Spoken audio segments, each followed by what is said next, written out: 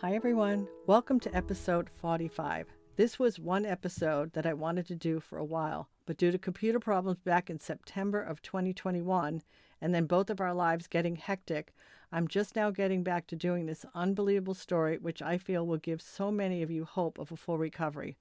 When I interviewed Teryn in episode 22, she talked about the other woman she met in the Benzo groups who was as sick as her. Today, I have the pleasure of interviewing Austin, who is that person. Like Teryn, she had become so physically ill, her first husband had to stay home to take care of her. Benzo illness can lead to so many tragedies and triumphs. Her marriage ended in divorce. Austin is now happily remarried with 5 children, 4 of which she has had since she recovered and has become a registered nurse. Please stay tuned for our post-show talk. Thank you. Hi, Austin. Welcome to this much awaited for podcast that we actually tried to do back in September of 2021. We both have had busy lives since then, and you've even gone on to have another baby. So I am so glad that we were finally able to do this. So welcome. Thank you for having me. All right. So before we get started with what happened and how you wound up on benzos, because when we did Teryn's podcast, which was, I believe, episode 22, she talked about the other woman, which you are the other woman who was as sick as her, and you both found Mhm. each other in the support groups. And I want people to know first, how healthy you are today, and then we're going to get into how sick you were. How healthy are you today? Um, I work part-time as a nurse, 20 hours a week. I have 5 kids. I had 1 at the time that I got sick. I have 4 more since then. Um, I enjoy working out, going out to eat, just doing normal everyday activities. I still have some residual symptoms like some neuropathy, tinnitus, uh, cardio sensitivity, like when my heart is racing, it can trigger more symptoms. But other than that, like I'm able to do normal things. And do you have those symptoms all the time, or again, you're working, you've got 5 kids, does stress bring it on? Definitely stress brings it on. Physical exhaustion brings it on. Um, yeah, just like too much caffeine. I'm sensitive to caffeine still. Right, Alcohol, stuff like that will trigger me more. right. Okay, so but basically, symptoms only you don't have them all the time, they just come when you've overdone, when you're stressed. I mean, 5 kids alone, I'd be having many symptoms myself. Right. And they're all beautiful and they're little. You have 5 young children, so and then you have your older one. So let's get into what led you to be put on a benzo, because you're years off now. Mhm. Do you know exactly how many years off you are? Um, I mean, I guess 18 years. Right. Yeah. And the reason we're still doing this 18 years later, because you've gone on, you've had a Mhm. life, is because you were so ill back then. And we've got so many in the groups Right. today that are so sick and think they're never going to recover. And that's why I've been wanting to get you on. And so we're going to let them know just how sick you were.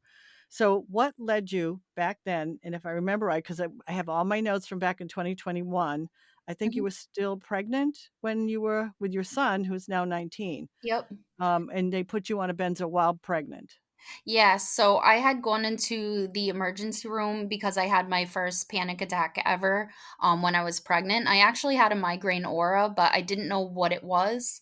So because of that, I had a panic attack on top of it.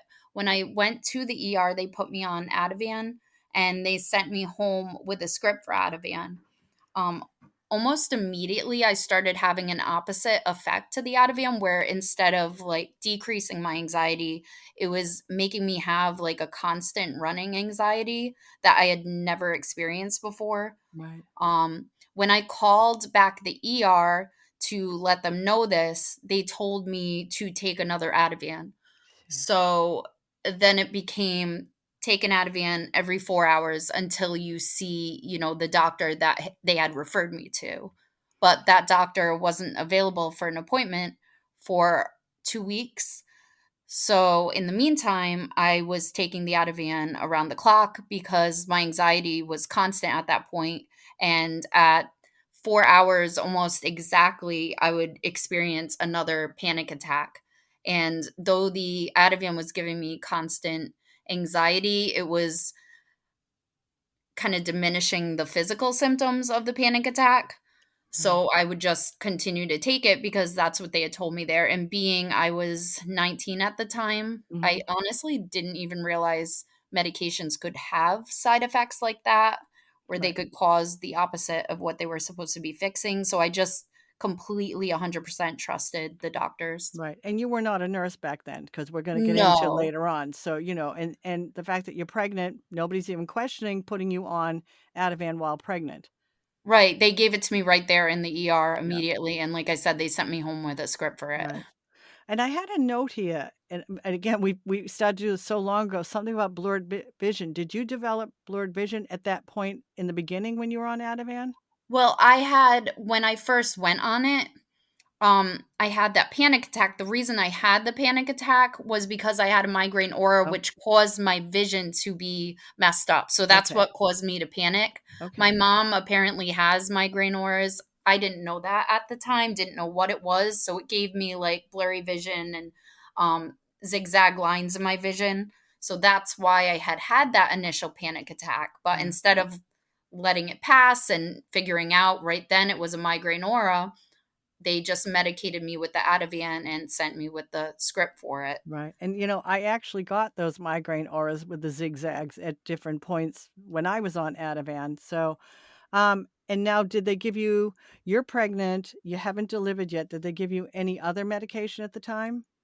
Oh, yeah, well, so once I was taking the Ativan completely around the clock, I ended up seeing the doctor that they referred me to.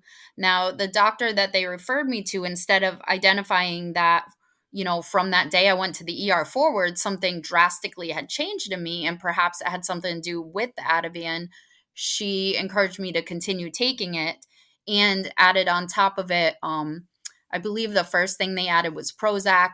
I had a ton of side effects to that. They took me off of it. They put me on amitriptyline, different side effects to that. They put me on Haldol. This was all while I was Wow, pregnant. wow, and one of the notes I had back when we talked back then was when you were on the Prozac that you got suicidal ideation, and you're Mhm, this poor little baby, and then so you're mhm. off of that, do you remember how long you were on before they just take you off cold turkey? It was maybe a couple weeks. Okay. Each thing was like a few weeks because I had the migraine aura at 7 months pregnant, Mhm. and I ended up going into labor 6 weeks early. Right. So they put me on and off of a bunch of meds very quickly. I had different adverse reactions to all of them, Mhm. but all along I'm still taking the Ativan and still feeling the same way I felt since the first time I took the Ativan. Wow. So you're off the Prozac, now they've got you on amitriptyline, Mhm. and, weeks are going by and you're getting ready to deliver, so, did you and then I believe you end up having your son early, 6 weeks early? Yep. And Yeah, it was 6 weeks early. I went into labor. I mean, I was 19, didn't really know what that felt like, and I'm still feeling really bad from taking the Ativan.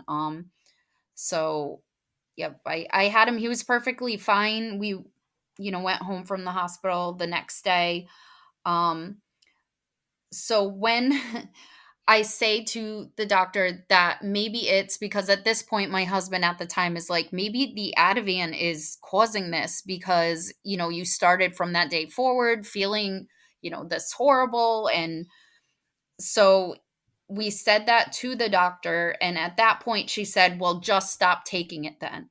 um, So I then cold turkey the Ativan right after having my son. mhm. So now you cold turkey it, you don't even know what's coming with that. What happens when you cold turkey?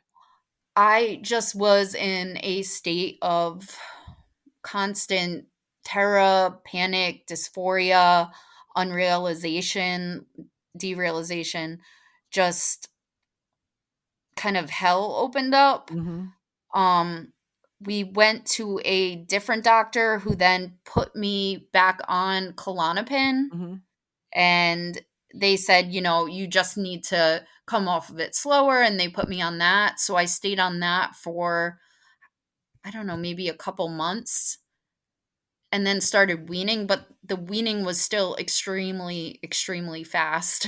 Yeah, and the original doctor that gave it, in one of the notes that I had back then, he wanted to blame you and said you were a drug addict, and that's the original doctor, not the one who gave it back to you, is that right? Right, with the Ativan, Right. because when they said, "Well, just stop taking it then," I said, "When I try not to take it, I feel even worse." And they would not acknowledge that, or it just basically were saying, "Well, that's me. Stop taking it. Stop Mhm. taking it then." Yeah. And I'm like, I don't feel right when I don't take it. Like I feel horrible." Right. But they weren't acknowledging that. I didn't know about withdrawal. I hadn't figured out any support groups, didn't really know what was going on with me at that point. Right. So I did end up cold turkeying off of it. Um Partially because the doctor literally just cut me off and said they wouldn't see me anymore because I Oh. wasn't being compliant. Isn't it's just it just baffles me when people are cut off. Because you're young, you've got a new baby, you've got the burning, the tingling, the horrible symptoms, the DPDR. I mean, I'm looking at the notes of when we did it all before. Mhm. These are horrible symptoms you're experiencing, and you're trying to take care of a newborn. And you're Mhm. basically fired from one doctor, and one gives it back to you, but he's weaning you too fast. Right. And so then you start getting more physical symptoms, right? So Yep. and then Yeah, and your husband at the time, he had to quit his job because you were getting worse and worse. he did. Like, while I was still on the benzos, I had more of, like, the mental symptoms. Like I said, the derealization, depersonalization, panic attacks, increased anxiety, Mhm. all of those kind of things, depression, things that I never experienced before in my life, by the way. Right. And once I came off of it, it became more physical symptoms. I wanna say it took a couple months for it to switch from, like, more mental to physical, but then it was the physical overstimulation Mm. of literally I couldn't go outside because the sunlight would overstimulate my whole body. Um, at one point, I could only eat puree food because I couldn't swallow. Um I mean, I had to eat the exact same foods every meal because I would get overstimulated by changes. If someone sprayed cologne in, like, the downstairs other corner of my house, I would smell it and have a panic attack. Um, it just was horrendous. I couldn't walk at one point and was in a wheelchair, literally just going from my bed to the bathroom, and that was the only place I was going. Gosh, and so now the baby, are you did you had you guys move back in with your parents at this point? You and your husband and the baby, or are you still on your own?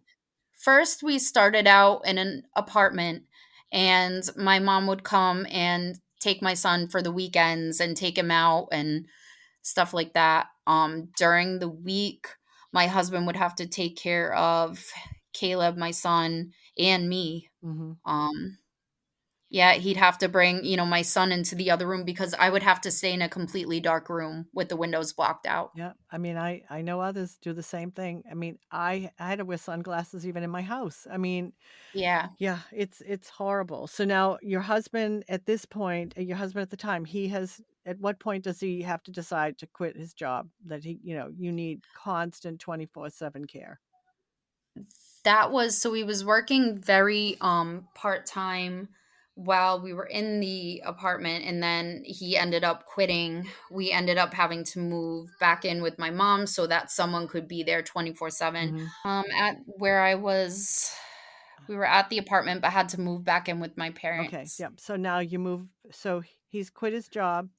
You Yep. move back in with your parents with the Mhm. baby, and your mom's there Yep. to help you, but your husband is there to help you. You're eating the same foods every day.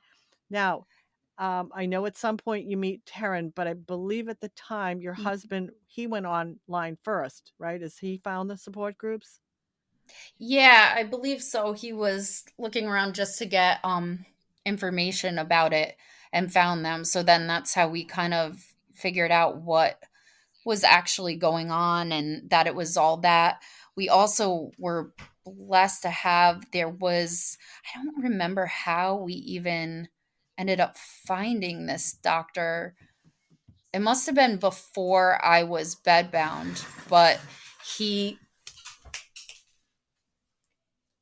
he actually made a house call, came to house, did my labs, and believed me that it was from the benzos and Wow. backed me up. Boy. So I was through Community Action League, was able to get some CNA hours paid for Hmm. just because of him. He was the head of a medical clinic. That's fantastic. I mean, that's Yeah, something so maybe some others that are alone could do. So you had a doctor, because he believes you, he gets you this help to have a CNA come to the house? right, because he signed off on it, Mhm, so that at least I was able to have that. We didn't end up it paid for my friend is actually a CNA, mhm. so she would come to the house, or it would actually pay a family member to stay with you. Wow. So that enabled, once we moved in with my mom, for her to, spend some time, staying home with me Okay, while that's he worked important. part-time. Yeah, that's great because maybe others can do that. I mean, there's so many that are just so sick out there. And what I like is that this doctor knew you needed to be built up nutritionally. I mean, you're basically eating the same foods, basically what, like a baby food, or everything you're making yourself and pureeing it. What did you have to do? Yeah, it was he would make, my husband at the time would make a puree that had chicken and vegetables in it, the exact same every day, and I would just drink that. Mm, It would take me a long time to drink it because of my difficulty swallowing, right. but And let me yeah. ask you this. So because I know you and Taryn alike. So now you find Taryn in the group. Mhm, You both become highly allergic, right? To a lot of different foods. You'd have horrible mhm. reactions. So if you went outside the pureed food, what starts happening? Uh, it's hard to even describe besides saying, like, a complete and total body overstimulation where, I mean, my heart would race. I would sweat, I couldn't think.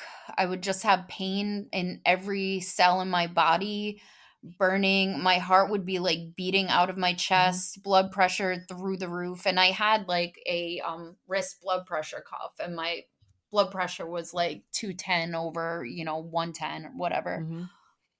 Um, yeah, it was just extreme pain in every cell of my body. Every cell would tense up. Um, my swallow would get even worse. So if it was something I ate, then I would become like and unable to swallow it. Wow. But if you ate the foods that he was blending, would you still have Mhm. some reaction, or you could just do those few things that he put together? It's like my body became used to them. Hmm. So eating was difficult and eating felt overstimulating on my body, just the Hmm. digestion. So I would take the entire morning eating the puree, Wow. you know what I Yeah. mean? Until, say, lunchtime, and then I'd have another one, and that would last until supper time. Oh, So it would be just like taking little spoonfuls of it right. at a time, so that way it wasn't overstimulating. It was just like any job that my body had to do felt like it overworked my nervous system. Right. And, how's your sleep during all of this? Are you even able to sleep? It seems like because 'cause you're on this constant cycle of trying to just get minimal food in and you're so ill. Um, Yeah, um I would go through phases of not being able to sleep, and then sometimes I would be able to sleep, and I would look forward to sleeping, mhm, would be what I would count down till okay, the whole day. right. And, while all this is happening, because I know you said at one point you can't even walk. At what point can you, like, you're not in the wheelchair anymore, like, you can start walking? Is it when you start getting fed a little bit more nutritionally?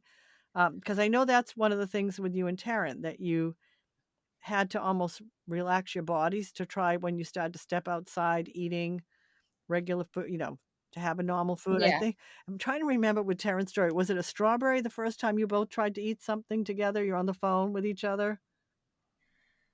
I don't even remember what it Yeah, I was. know. We tried so many I know. things together and, like, looking up different things that, like, we hoped could help, and it felt hopeless for a Mhm. long time. Yeah, I know. And then, I mean, I know she went through so much while we were going through it, like with her family and stuff, Right. and I was Right, too. and both of Oh. you, marriages dissolve as a Mhm. result. Your first husband was very good trying to take care of you. But I think on Terren's it was different. But, Mhm. you found each other online. So as much as we say Mhm. support groups are great to find Benzo friends, and on the other hand, they could scare people. And if I remember right, people were afraid of you too because you were both so sick, right? And that's why you had, I mean, it was great that you had each other, and Right. that's where I always say Benzo friends come in handy because, you both were so ill. It's like people think, "Well, am Mhm. I gonna get sick like them?" And that may Right. never happen, but you 2 had each Yep. other, and there was, trying to work your way out of it, so I Right. Once we started talking, like, all the time, I feel like we stopped, going to the support groups as much for Mhm, everything, you know what I mean? Because we were able to, bounce it off and support each right. other. So how d I know Taryn does functional medicine. She goes that route. You did not. She took supplements, right? You did not, right? As you both start stepping out, of the fear of everything. Do you Right. remember, how that all happened? Um, I did try supplements at one point when I was extremely ill when I first got off Mm. of the Mhm. Klonopin, but I feel like I was too sick for that to even Right. help at that Right. point. Like, I needed time for my nerves to Right. heal. Um, I started stepping out, honestly. A big thing that me and Taryn had in common too was our relationship with Mhm. Jesus, and just every day praying, reading my Bible, and just relying on him to get me through one day at a Mhm. time. Um, so one day I was praying, I was reading, and I just felt led to go to the physical church. Some of my symptoms had been improving over time, but it still was a scary thought to go to a public place because I hadn't been in such a long time. There was a period I kind of had almost like a remission in the middle of this where I did start feeling my grandmother had died, and I started feeling a little bit better. I went to her funeral and I was leaving the house a little bit. Mhm. Um, But then my symptoms kind of worsened again. Like, I kind of feel like the adrenaline of the events that happened almost caused the symptoms to go away temporarily. Right. Right. So when you But had once symptoms that flared up again, back then, were you able to get out and go to a doctor, get any testing done, even go to a dentist? Because, I mean, I was locked in the house for almost 8 years. I got out a little bit to go to some family things where I felt safe and secure and knew I could leave at any time. But I didn't go to a doctor. I didn't have, I mean, not a oh, dentist, nothing during all that time. Were you able to get any testing done? no, I mean, the only time I did was that one time that that doctor made the house Mhm. call. Once I was very, very physically sick, I wasn't doing any of those things. Now, I did once I was sick, and my husband at the time was just at his end. I had lost a ton of weight from eating the puree. I think I weighed like 78 Wow. pounds. He ended up calling 911. I went to the hospital. My potassium and like my vitamin D were really low. They ended up committing me for anorexia. Oh my god. And so I went to the mental hospital for anorexia. They put me on something to stimulate my appetite while I was there, Tegretol. Mm. And it was weird, but while I was there, I thought for sure I was going to die, honestly, with all of the stimulation, but I didn't. And I realized that as much pain as I felt, it maxed out at a certain point. Yeah. So it kind of, in a weird way, helped me because it made me realize that even though I'm in severe pain, it's not going to kill me and I can push through it to a degree. And I think at that point, because I was starting to improve in different ways, I could start to do that. I started putting on weight. I felt stronger, and that's when through, like, prayer and stuff, I felt led to go physically to church. I started, not needing the wheelchair as much and walking Mhm. more, Okay. and then gradually, just pushing through more and more, my symptoms started abating. I was able to start eating whole foods again, and then eventually, I got to the point where I was able to work part-time, and then I went to nursing school, and So we have a big leap from wheelchair to going out to going to school to nursing school. Um, I mean, this must have happened over time because you didn't just all of a sudden get yes. better. So let's just so that people understand, like you're doing Yeah. everything very slowly as you're slowly bringing in food and you're Mhm, because like you, I went down to 97 pounds at one point and mhm. my family's getting scared. I need to go to a hospital. I'm like, that's the last place I need to go. So I didn't know about the Right. Tegretol. Do you feel that did you take that for a while? Did it help at all? Or it was just to get you while you're there and then out you went out of the, mental hospital and you're home and you're off of it and it's, you're back to your faith and So stepping I out. will say it 100% stimulated my appetite. I was, like, ravenously hungry on Mhm. it. So I was, like, eating, like, packets of peanut butter blended into stuff and, like, a lot of different things, and I was realized that I could get used to other things too if I consistently ate Mhm. them. So that's, like, where that started. So I was just adding more calories into my Mhm. food because I realized I had to, or I was gonna really have some physical complications from not, getting enough Right. calories. Yeah, I know because my husband would tell me to eat and I'm like, I can't. I mean, it was just ugh, yeah, those weren't great days. Yeah. Did you have reactions to other things aside from food? Like what happened if like water, Mhm. shampoos, well, we know the smells, right? You could Oh, yeah. so if and eventually this all starts to go away and you're not taking any Mhm. supplements to heal anything, correct? I know you said you tried stuff, No. so and I know Teryn did. You did Mhm. not. And so what do you think? Is it's just calming the nervous system down or you push through the pain? What do you think helped? Yeah, I mean, I think that supplements that are calming naturally can help. It is all about finding ways to calm your nervous system down, make your body feel safe. Mhm, It's weird, but, like, what benzos do to you, they damage, like, your whole nervous system. You're in constant fight or flight. So every symptom that goes along with a panic attack, you're, like, living in right, 24/7. So that constant overstimulation, impending doom, just hell feeling is a 24/7 thing. The ball in your throat so you feel like you can't swallow and you really can't make your muscles work to swallow. It's like your body cannot relax itself because it's not functioning properly. right, So it makes it impossible for a while. But I do think your body begins learning how to work mm, again. But in some ways, I do feel like, once time had passed, I did have to push myself and almost force my nervous system to begin to function again. right. So I remember you saying before, I think you started to see friends again because you had been, not seeing people and it was starting to go Right. out a little more. And then it was, well, maybe I could be a CNA, right? Is that the first job you did, just a little bit part time? Yeah, because so my friend had come over and was a CNA to me essentially when I was really, really sick. And then I thought I want to do that to help other people. And it's kind of crazy because I still had a lot of symptoms at that Hmm. point. I was able to walk and physically function, but I still had a lot of pain and neuropathies and overstimulation stuff going on.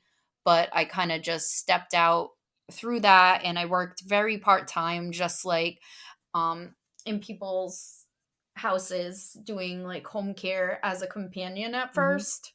So I would just, sit with them or make them a meal, stuff like that. just for a couple Right. hours here and there, and I could like pick my Right, so it shifts. wasn't anything that was, like, physical, you had to be there, like, 7 to 7. This was just, Right. home care, seeing it. One of the things I wanted to ask you, did you ever have akathisia? Where you have, like, a constant movement, whether it's something physically or an internal movement, did you ever have that? I had like muscles twitching that I couldn't stop and like a running, like almost like there was a motor running inside of my Mhm. body, which I still get from time to Is that time. when you're under a lot of stress? Yeah, or like if I'm not sleeping enough, stuff like Right, that, it revs it up, but that is something that yeah, um but no, it was severely bad before, and like you were asking me before about the scents and mhm, shampoos and stuff like that, when I was severely, severely bad, it was extremely I would have to, give myself a bed bath essentially because I couldn't tolerate, like, the feeling of the shower mhm, water hitting me, okay, so I would have to use, like, face cloths and completely unscented yeah, everything. and today, can you be around scents? Does it bother you? Oh, Yeah, yeah, yeah, 100%. I know, I wear perfume yep, and okay. I mean, So yeah, because anything. we've had others whose marriages dissolved and whatnot, so now Mhm. you go back to work a little bit, then you wanna go to nursing school, but your marriage is dissolving as a result of everything you've been through, right? Right. And it's I just think it was very hard getting out of the roles that we had to develop to mhm, survive. So he became like a caretaker, and he kind of, even coming out of it, felt like he needed to kind of control every aspect of my life to keep me safe because that's is what he had to do for so right, long. So once I started feeling better, it's like we didn't know what to do with each other. right, Um, and I think honestly, he developed some anxieties because of it, because it was a very traumatic experience for both of right, us. and, that's something we want people to understand. It takes a toll on the whole family, it's not just us going through it, our spouses, our friends, a lot of people lose friends, their Mhm, marriages dissolve, sometimes when they're older, their kids, "You weren't there for me," their kids don't speak to them anymore. There's a lot of mhm. tragedy and damage as a result of this, which is very Yes. upsetting. Um, so now you go through a divorce, but you Mhm, are now happily married with 4 more mhm. children, so we want people to see that side, that life Yeah. does go on, that, even though your marriage ended and he was great taking care of you, you did Mhm. meet somebody. So let's hear Yep. about that, 'cause for those who've lost, homes, they've lost jobs and Yeah. friends, we want them to know that you can get better and you can have another life. Yeah, so I ended up marrying my high school boyfriend, and we have 4 kids together. Our oldest we had when I was still healing in a lot of ways, and I was a CNA at that time. But in that pregnancy, my first pregnancy after benzos was very difficult, and it did rev up, symptoms for me Okay. 100%. I feel like my body wasn't completely healed at that Mhm. point. My, my son is 10 now, Okay. so that was, um yeah, how long I was sick for. I mean, I wasn't obviously bedbound or anything like that, but I did still have symptoms that got worse while I was pregnant. I had severe hypertension and just a lot of neuropathy, stuff like that. Okay. My other pregnancies, though, my kids are younger. They're 4, 2, and 7 Mhm. months, and they were great. Oh, And my postpartum was okay, and you great. felt because that was one of the Um, questions that I wanted to ask that somebody had asked me to ask you because somebody else, when they got pregnant, felt it's as if every little remaining symptom was gone, and she didn't even wanna give up breastfeeding because she felt so good. So mm, that's good. So by the time you have the 3 mhm. younger ones, you're feeling better. Do you actually feel better being Yeah. pregnant? At this point, do the hormones make you feel better or you just feel the same? You feel good? Um, I mean, there are points where I think it does feel better. Like maybe like yeah, it does in a lot of ways. I think it increases Mhm. endorphins anyways. So, yeah, my last few pregnancies have been really Good. good. Okay. Um, and if you had to give any advice to anybody where again, it's so hard to paint the picture of how sick you were Mhm. and it's been years, so we want people to know that. Because you have gone Yeah. on and look at you've got, 5 kids now. Mhm. What advice would you give to somebody? Because I just recently put you in touch with Mhm. somebody who is so ill and so sick and, to even know that you got better, like, I think that's helping her. Mhm. Um, because, people And get to the point when you get too sick on the groups, they don't even wanna, like, deal with you. right. And yet, this is why, these podcasts are so important so that you can still have a life, but Mhm. leave this behind because when we talked earlier before we started, it was you've been away from it but it's good that we can have you come back and share your story, and so what would you say to somebody who's, very sick thinking they're never gonna get better? I believe 100% that our nervous system is able to heal. I'm not sure why it takes longer for some people than others. Um, when I say I was among the sickest, I truly, truly believe that. Me and Teryn were severely, severely sick. I had my windows blocked up. I couldn't tolerate the sunlight, food, smells, walking. Just anything you can think Mhm. of caused me severe agony, mental and physical. Um, and I healed. If I can heal, I really believe anyone Right. can. It's just, getting through one day at a time.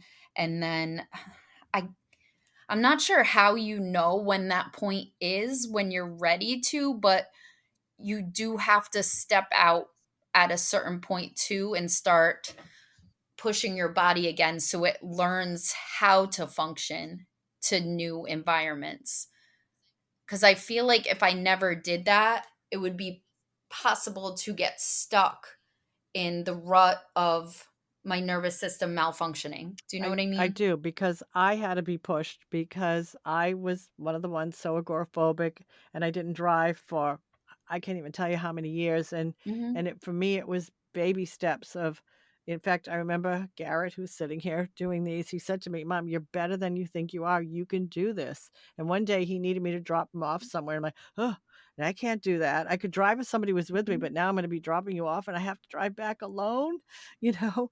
And it was Mhm. and as soon as we did it that first time, I could keep doing it. Every time when I did something the Yep. first time, it got easier, and I remember Doctor Edgepert, Yeah. who ran, victims of tranquilizers, he said to me, "As long as you're in that house, that is what your brain is used to. The more you get out, Mhm. your brain's gonna start, being more familiar with being out," Right. and so it was time to start stepping out.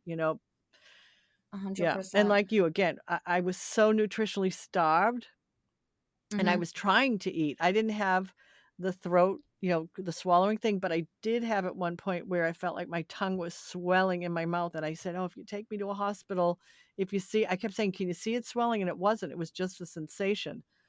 Right. But the trauma. So I think for me, after all these years, the trauma of it all, maybe because I'm still involved, I can still distance myself from it, but it's there. Mhm. How about you? You're years out, you're not in the groups. Do you feel the trauma of it is still there in the back of your head, or you because you're so busy with kids and working? Where are you at with the trauma of it all? Honestly, I feel like it's still very traumatic, but I'm able to deal with Mhm. it. But I really only feel like that's been recently that I'm comfortable enough to talk about it, and I honestly feel ready to start talking to people that are going through it Mhm. now, and I never felt that way up until this Wow, point. okay, that's It good. took a long Yeah, see, and time. I'm good talking about it, I'm good doing everything, and I always say the one last thing I have is driving outside my comfort zone because I think, "Oop, Mhm. what if that happens again?" So that's just me holding that one last bit up.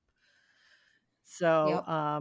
anything else you wanna say? And, because I am so grateful that we finally got to do this.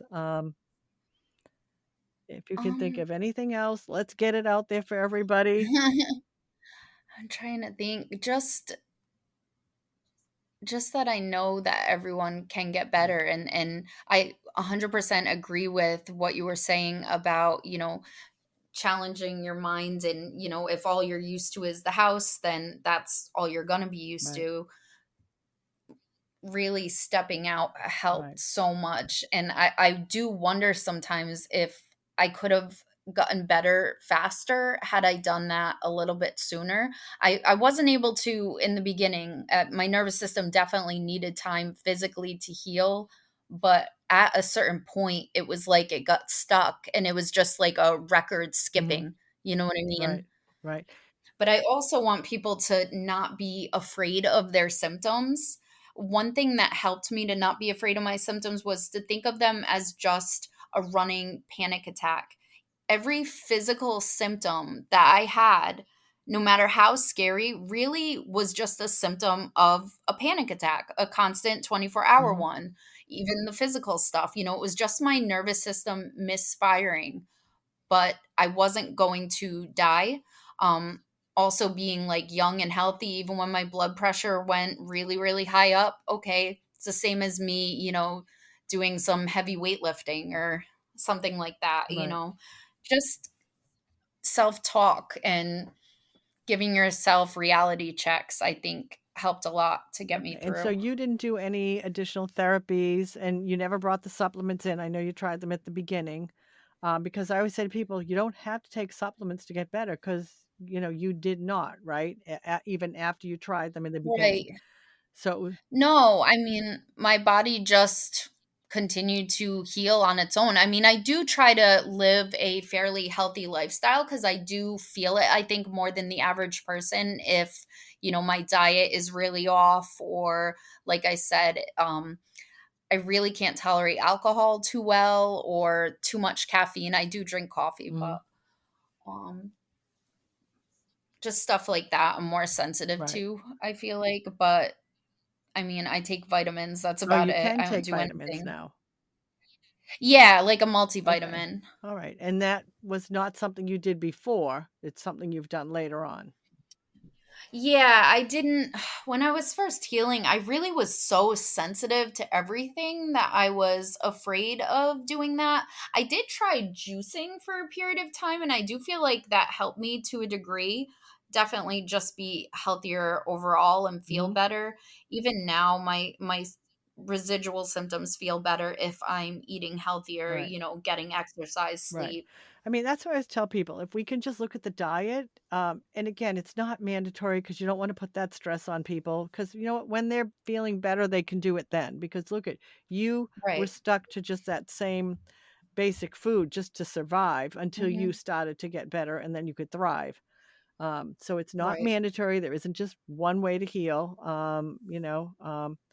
All right. Well, I think if there's anything else, I think we've covered everything. I was trying to just look at my notes that I've been trying to put here after we were in touch, back before. So, but I Yeah. appreciate it. I think this is going to help a lot of people and give them hope. Even for those that have no hope, Yeah, this should absolutely definitely. give them hope. So I want to thank you 100%. so much, Austin, for coming on.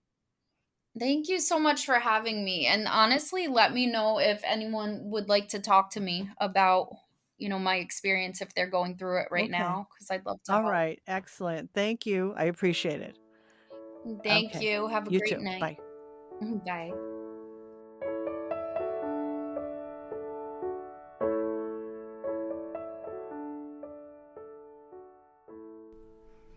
All right, Garrett, we just finished the interview with Austin, which, as you know, we tried to do back in September of 21. We had a few people lined up that we were doing, and we were the ones having the computer problems, but finally got it done with her. And she was quite sick. She was very young, very sick, put on a lot of medication while being pregnant, which is horrific to see somebody that was years ago.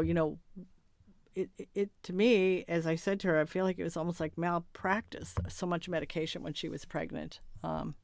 Yeah, her story to me, was it was scary just because not that I've ever taken Ativan or any sort of tranquilizer or anything like that, but kind of recently got sick a little bit and was not. I wouldn't say I had similar symptoms to what was happening to her, but I could understand the every little symptom that you're having it gets amplified in your head, and then you start to panic, and then you can't tell whether you're having anxiety or the symptoms really happening.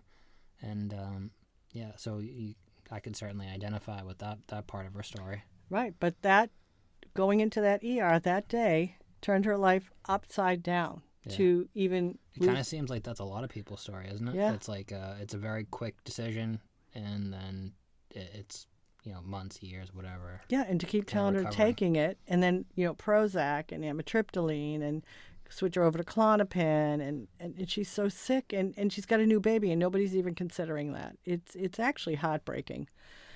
Yeah. But we finally got it done, and I hope her story gives a lot of hope to people, because the fact that you think you're never going to recover, that you're that sick, that you're reacting to food, you're having these horrible reactions, you're down, what did she say, 70-something pounds? Yeah, like 76, 78 pounds, something like that. Yeah. I mean, that's scary. That's very thin. I mean, I think you at your thinnest was 97. Yeah, 97. So, yeah. Wow, just, add another 20 pounds. And back then, you were young, and you kept saying, you have to go to a hospital. You look like you're so thin. And I'm like, no, they will find nothing wrong with me and want to give me more drugs. And I knew not to go to a hospital. Just a very intuitive young boy I was. Yeah. Go to a hospital. No, you can't. I can't. And it's sad because and the other part was her being basically fired by her doctor.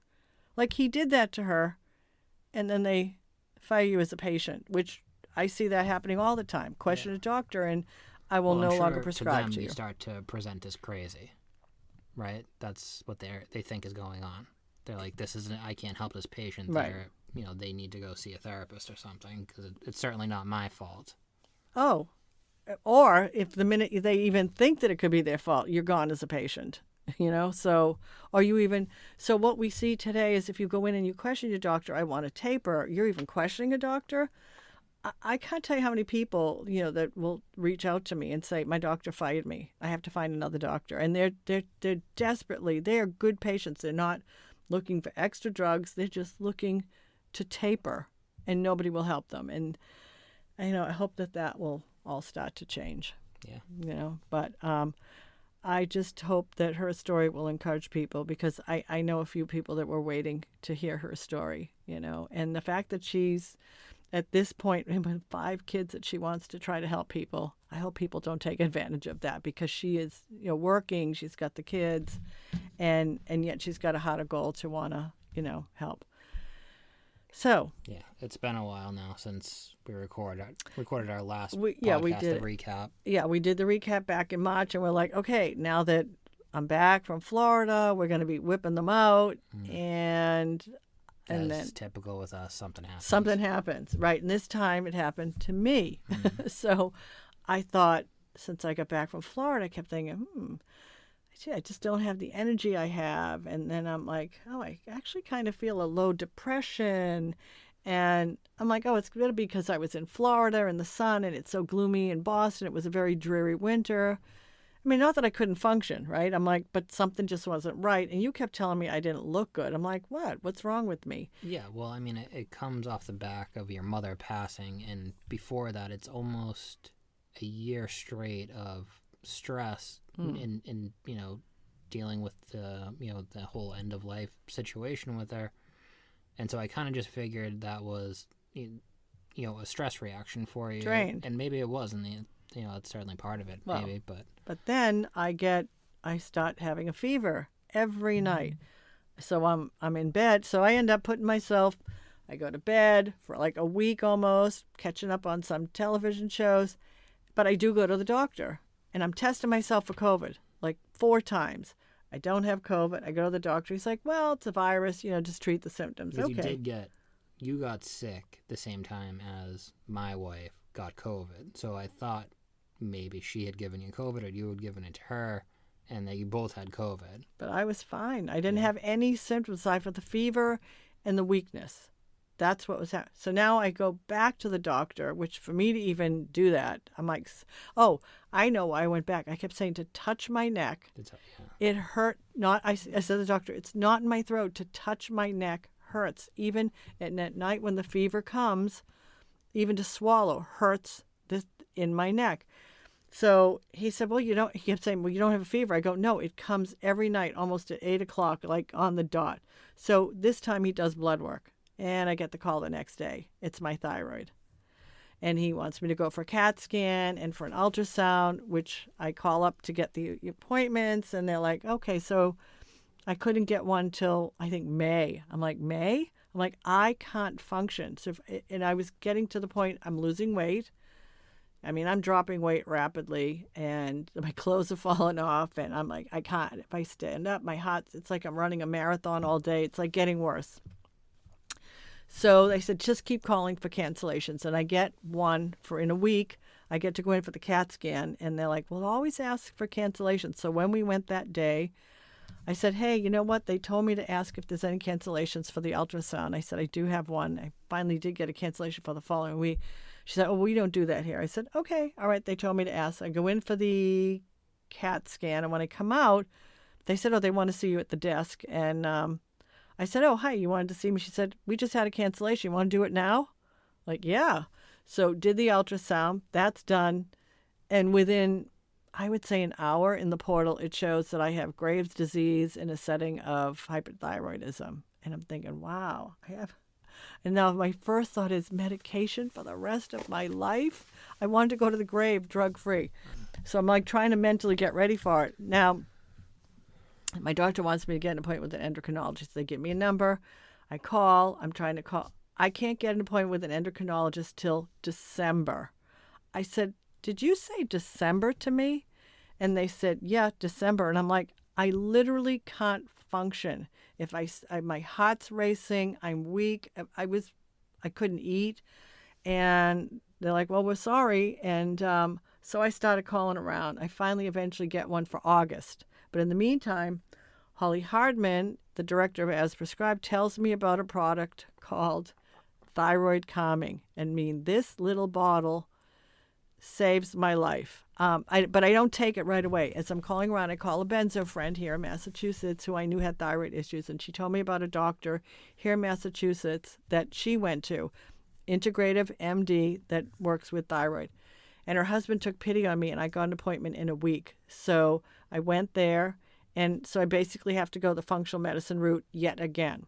And mine as well, I can't see an endocrinologist till August. So I met with him. He gives me the test. She orders, a laundry list of blood work. I go get that done. I do my functional medicine test right away, ship them out, and I got to wait a few weeks for them all to come in. So I get the results. I go do that. So then I started to take the thyroid calming, and as soon as I take it, it tastes disgusting. It's horrible. I read online. They're all saying how horrible it tastes. I only do a half a dropper full, and I start to feel like a normal person again. My weight comes back on. And, everything comes back and my energy's back, that low depression gone. So now when I think of it, even in Florida, I was developing symptoms. I just didn't know it because thyroid issues run in my family. And literally, I kept thinking, oh, I'm the only cousin that didn't get it yet. And I thought, oh, it happened to me. And I didn't want how my sister was treated with her thyroid to happen to me, where her doctor basically threatened her to take the radiation pill to kill part of her thyroid, and it killed her whole thyroid. And because she went for hyper also, and my sister's eyes bugged out and she gained 40 pounds. And I'm like, oh, here it all goes.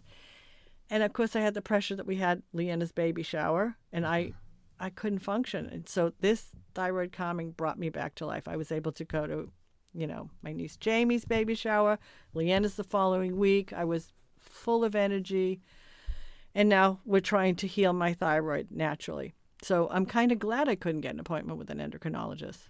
Yeah. So, and I guess I don't know if we've talked about it, on here, but maybe by the next time we record a podcast, you'll be a grandmother. I could very well be one. Yes, very soon. So here we are in May, and she's due next month. And at this point, we're waiting to see if she actually might be going early. So, yep, I'll have our first grandchild. And then other positive news, you got a new job.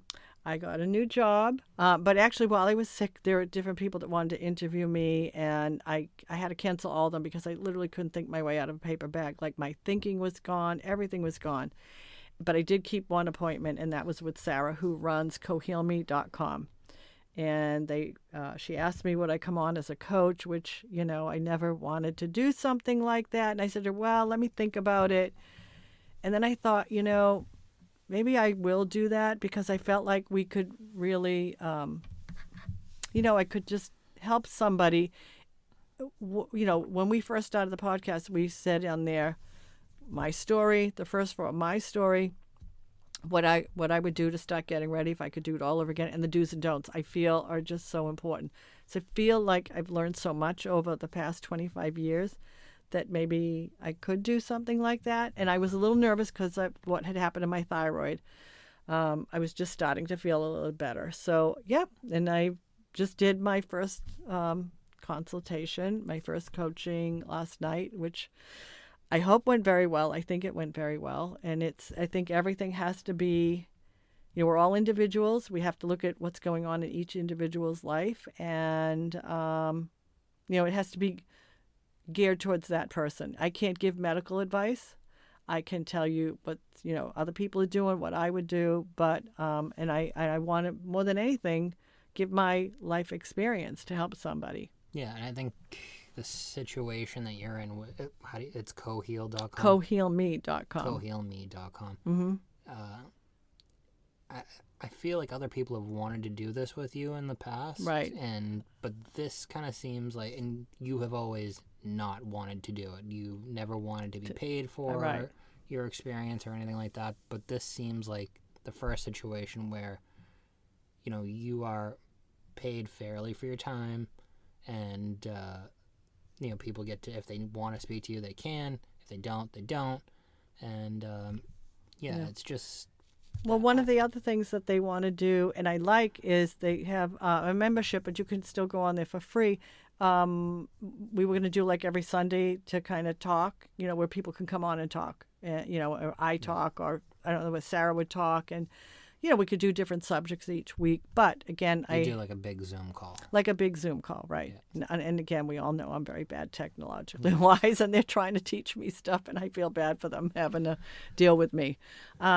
So yeah, but I did tell them Leanna's having the baby, and when she has the baby, I'm probably still, again, around my schedule. I already went and blocked some time off because I'm going to be busy a couple of days. But yeah, we're going to try it.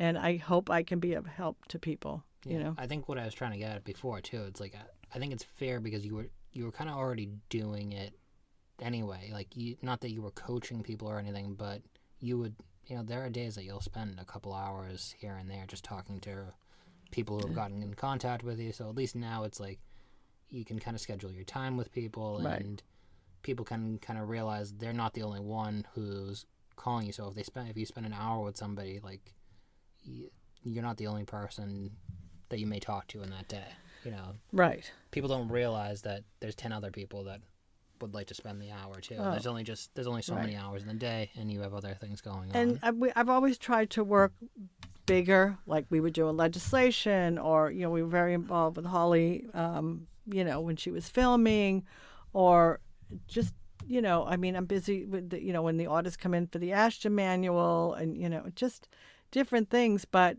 yeah, I never felt like I wanted to take money from people. But you know what? It's something. I remember Shirley Trickett, who wrote many books and wrote the first Benzo book. She said people will go and pay for a massage or cigarettes or all this other thing. She said what we do, has a value. And I've paid to talk to other people, over the years. But somebody was there for me years ago, and so yeah, I think Cohealme is going to be a great avenue for people. They really put a lot of thought into it, and I like everything that they stand for. All right. So that's where I'll be if anybody wants to book an appointment. And, we're going to, again, I hate to even say that we're going to try to start doing some more podcasts, but I never know from day to day what's going to happen. We never know. Yeah, we make promises and then we can't keep them because things just happen. All right. Well, thank you, everyone, for listening, and spread the word about the podcast. Let other people know that we're on YouTube also.